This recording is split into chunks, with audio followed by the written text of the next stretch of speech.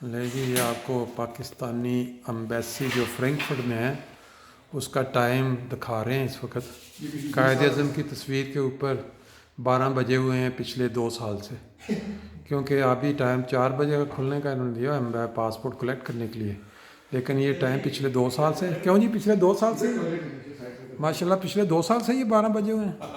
इसको ये ना ये घड़ी इतनी कोई इसके बाबरकत घड़ी है कि इसका टाइम भी ये चेंज नहीं करना चाहते।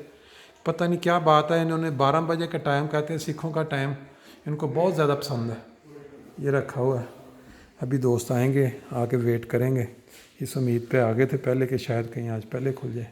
ये जो पानी रखना इतने एम्बेसी दे विच इन्नी वड्डी गनीमत है कि बड़ा वड्डा हाँ जी उरले पासे वाला चाह रहा परला रेड जड़ा ना जी, ये मैं वज़रा वास्ते रखे है। देखा ये हमारी एम्बेसी का अंदरूनी नज़ारा है, आप देख सकते हैं। ये इधर से नॉर्मल जब जमा करवाने के लिए आना होता है ना, फिर इस दरवाजे से आते हैं। सो कर इन्होंने बंद रखा हुआ है। ये इसकी सारी एंट्री है।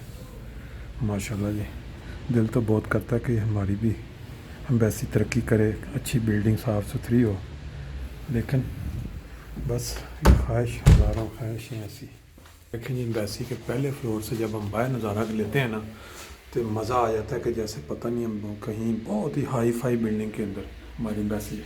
बाहर का नज़ारा देखें, यहाँ से बरसात का मौसम है, गाड़ियाँ पार्क हैं, ऐसे लग रहा है कि हम कहीं गुलबर्ग में रह रहे हैं। ये अंदर से भी बिल्डिंग देखें। ये आपने दूसरा रास्ता देखा, एक रास्ता अब ये है इसका बाहर जाने का।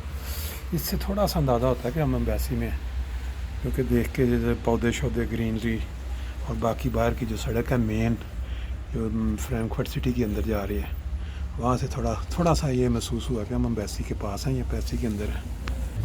यही एम्बेसी का आगे बागीचा कह सकते हैं आप इसको। ये देख सकते हैं आप, ये बाहर इसका बैरूनी नज़ारा, हमारा हलाली परचम लहरा रहा है बारिश के अंदर।